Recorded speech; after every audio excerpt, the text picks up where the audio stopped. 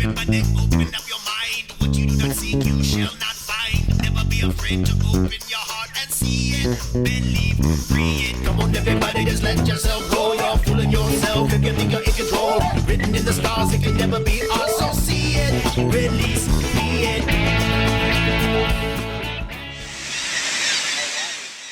At the end of part one, we were just pulling up on a seagull rookery. This thing is amazing. It's like thousands of seagulls all just hanging out, doing what they do. And of course, when it comes to seagulls, there's one thing they do pretty well, and it has its own particular brand of funk.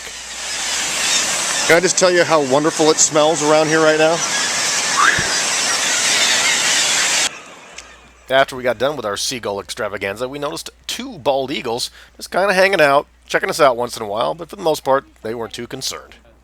And we weren't concerned either about anything. I mean, when you're out on the water and you see sights like this, a lot of life's little concerns just have a way of disappearing. After we crossed the channel, we found a salmon spawning ground, and not too surprisingly, we found a salmon fisherman as well and stopped to have a chat. Though we were near the end of our trip, our views didn't quit. Oh, that's pretty. Whittier is part of our nation's northernmost rainforest. As you can imagine, the scenery is awesome. Woo! It's funny, when you get done with one of these things, you notice that everyone has a smile on their face, and we certainly did as we wrapped up our adventure. And I sure did when I saw the way the sun set at night in Whittier.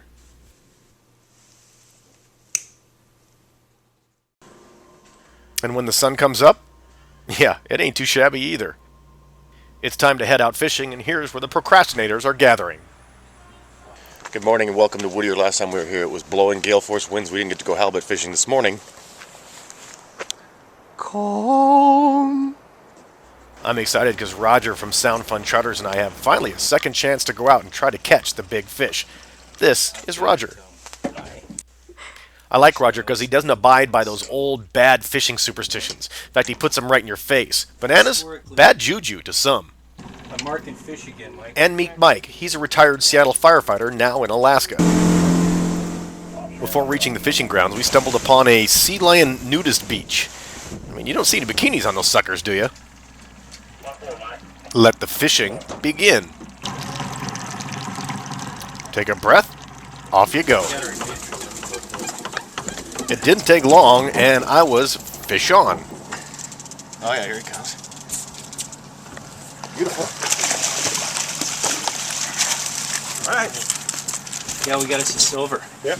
Wow. All right. What's the sweet? Well, what's the limit on these things? Is there three? Okay. It goes without saying that I love silver salmon. Love silvers. Okay, maybe I do need to say it every once in a while. Fish on. We took a moment to breathe and a moment to ponder, and then it was fish on again. Get the smoker out. Yeah. And then fish on again. Okay, that's a Go ahead. silver. Don't worry about me. It's not about the size. It's not about the size. It's about the taste of the fish. I'm beginning to think my winter freezer woes are behind me. And the rest of my woes are behind me too. Prince William Sound in Whittier is so beautiful, it's even caught the eye of the cruise industry as of late. And I've caught the eye of some unlucky fish. I got a shoe. Got a turtle. I'll make it look really heavy for the video. Sea bass. Ooh. Tasty little suckers. Sea bass. The first time I visited Alaska as a child, I caught a lot of sea bass. And they're tasty.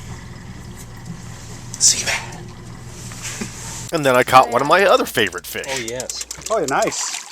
Nice. That's a tasty fish right there. Oh, yeah. Though technically this is a yellow-eye rockfish, I always just called them snapper. Snap on. Snap off. The snapper. Oh, nice Ooh, he's a one. big Oh, one. yeah. And it doesn't stop me from catching them. Look at my fish. Fish and chips for everyone. And speaking of fish and chips, Oh, it's a cod. Oh, a cod. That's what you get for fish and chips. So. pretty soon we were even bringing in halibut. This one, about 15, 20 pounds. Then Mike upped the ante with a 50-pounder. Went back to the bottom twice after I had it about halfway up. Our collection is growing. Red Lobster Seafood Buffet. I love fish. It's so cruel, but they're so tasty. And then Oh, booyah! he's really, look at that. Look at this, Mike. I hook onto something that feels big. Yeah, maybe next time you get a captain that knows what the hell he's doing. Damn, look at that. I am bringing in my 11th hour fish. I like that you called it an 11th hour fish. Dang. Yeah. Right.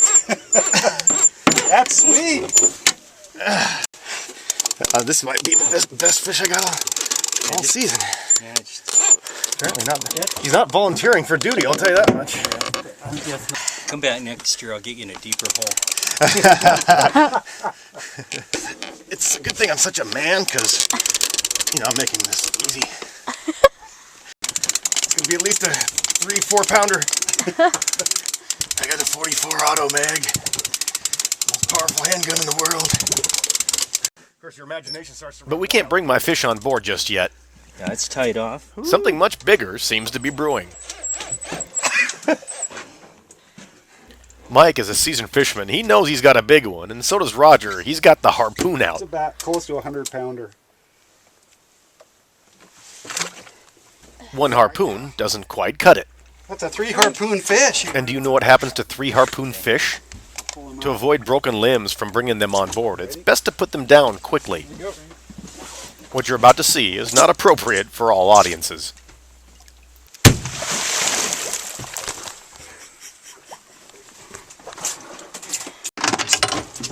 That is a big fish. Holy mackerel. For reference, we measure it, and then we check it against the guide for poundage. 97.5. Again, that is a big fish. But I'm not disappointed about my 50-pounder, that's for sure. And our bin runneth over. Could bananas be the next rabbit's feet? It doesn't matter. I'm thinking about... I'm going to be grubbing on fish for a while. Before heading home, I reflect on yet another successful weekend in Whittier. I'm grateful that I'm not just bringing back something that's made of wood. Until next time.